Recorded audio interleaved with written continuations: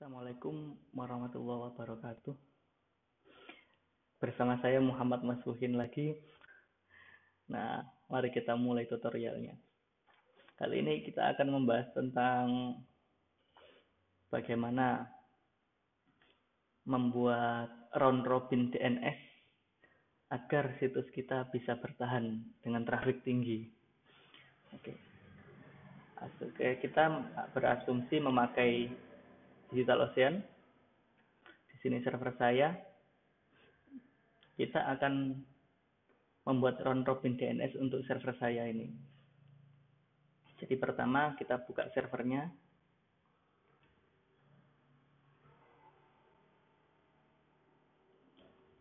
Kita bikin snapshot dulu. Nah, karena untuk membuat snapshot harus posisi mati, maka kita matikan dulu servernya.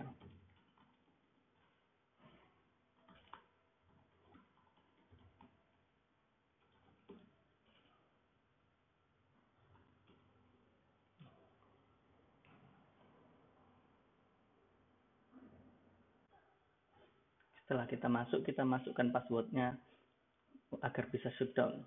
Kita shutdown dengan command sudo power off. Password masukkan. Nah, kita refresh. Nah, snapshot name-nya katakanlah namanya stupid pie. Take snapshot. Kita tunggu sampai snapshotnya selesai dibuat ya. Jadi ini langkah pertama, shutdown servernya. Langkah kedua, kita bikin snapshot. Langkah ketiga, nanti kita nyalakan lagi servernya. Langkah keempat, kita bikin beberapa server baru dari snapshot. Langkah kelima, kita pointing DNS-nya ke IP server-server baru tersebut. Nah, setelah snapshot selesai dibuat, kita nyalakan lagi servernya. Oh, sudah nyala sendiri. Oke, kita bikin droplet baru. Ini langkah ketiga, kita habis nyalain servernya. Langkah keempat, kita bikin beberapa server baru dari snapshot yang kita buat. Kita klik create droplet.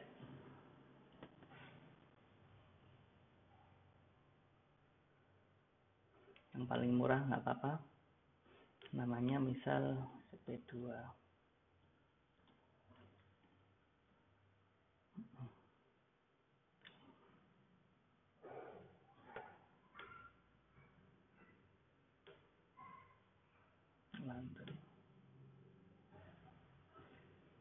Untuk diperhatikan regionnya ini harus sama dengan snapshot yang kita bikin tadi. Karena kebetulan tadi saya memakai London, maka saya memilih server London dan snapshotnya SPP. Create droplet.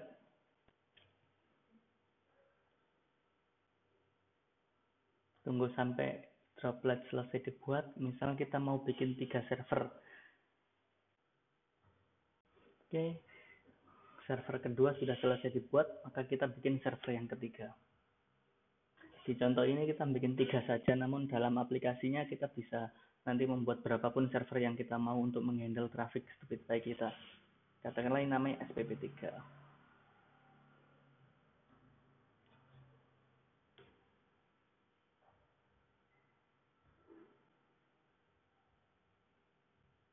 Create lagi.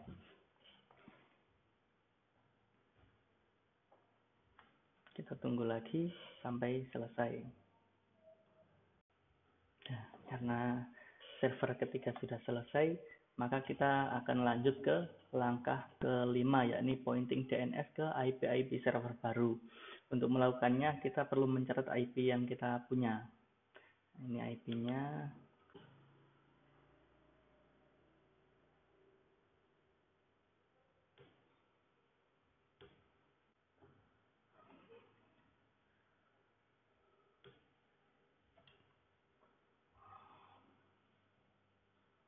Kita catat IP-nya SPP1 2 3.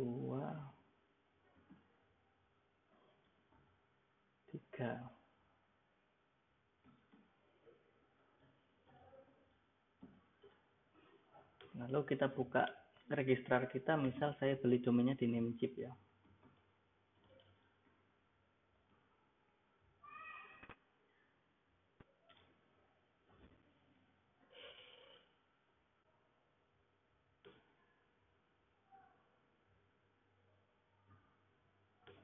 Kita manage domainnya, klik Advanced DNS,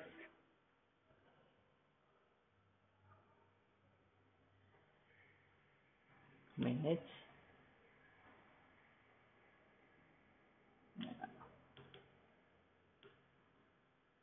Nah, ini IP server pertama sudah ada di situ.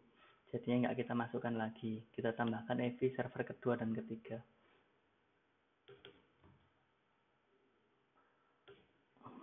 Tipenya A. Jadi di tipe A record, hostnya bisa add atau kosong aja kalau pakai name.com. IP address, IP server kedua, TTL automatic save change. Oke. IP server kedua sudah selesai, kita tambah lagi untuk server ketiga. A record, hostnya add, IP address-nya, IP address server ketiga, TTL automatic, ini save change. Sudah sukses dan selesai.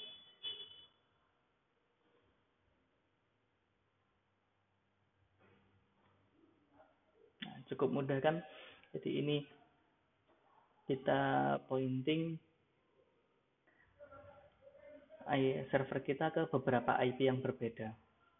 Ini nanti sistem kerjanya itu masing-masing, misal pertama kali orang datang ke suatu situs, dia itu harus manggil DNS dulu. Ini servernya di mana? Nah, tugas DNS server ini adalah menjawab dengan IP address. Nah, IP address yang dikasihkan itu bisa berbeda-beda jika jumlah IP address yang untuk hostname yang sama ini berbeda. Nah, dengan demikian nanti kalau kita punya misalnya 10 server, dimasukkan DNS semua, maka traffic akan terbagi ke 10 server tersebut, jadinya lebih ringan. Seperti itu. Kita dan alhamdulillah ini tekniknya juga bisa diaplikasikan di VPS selain Digital Ocean. Yang penting ada fitur snapshot tadi. Oke. Teknik kali ini punya beberapa kelebihan, yakni yang pertama, harganya lebih murah. Dengan cara ini bahkan kita bisa mendapatkan performa yang lebih baik daripada nyawa dedicated server yang harganya ratusan dolar. Kita misalnya nyawa dedicated server yang harga 150 dolar sebulan, itu performanya itu hampir sama dengan 10 server harga 5 dolaran di Digital Ocean ini, pakai yang DNS ini, DNS, round robin DNS. Jadi harganya paling sepertiganya lah dari dedicated server, lebih murah. Terus kelebihan yang kedua, selain harga lebih murah, yakni downtime-nya lebih kecil. Misal kita punya 10 server, katakanlah satu server ini down, server lainnya masih bisa up. Nah, yang nomor 3 kelebihannya adalah dia kuat untuk traffic tinggi. Jadi kalau servernya mulai kepenuhan, tinggal tambah server lagi yang dengan snapshot tadi, paling nambah cuma 5 dolar sebulan. Nah, selain kelebihan, teknik ini juga punya kelemahan. Tepatnya 2 kelemahan, yakni nomor 1 kelemahannya dia nggak bisa deteksi server mana yang down. Jadi kita harus ngeceki dulu satu persatu setiap hari. Yang kedua, isi database bisa berbeda di server lain. Jadi nggak cocok untuk selain AGC. Cocoknya ya buat AGC yang sudah meledak dan nggak butuh edit-edit apa-apa lagi. Jadi datanya itu nggak seberapa sensitif, nggak apa-apa dimasukkan pakai round robin DNS ini. Nah, alhamdulillah, semoga video ini bisa bantu. Silakan nantikan video optimasi lainnya dan terima kasih. Assalamualaikum warahmatullahi wabarakatuh.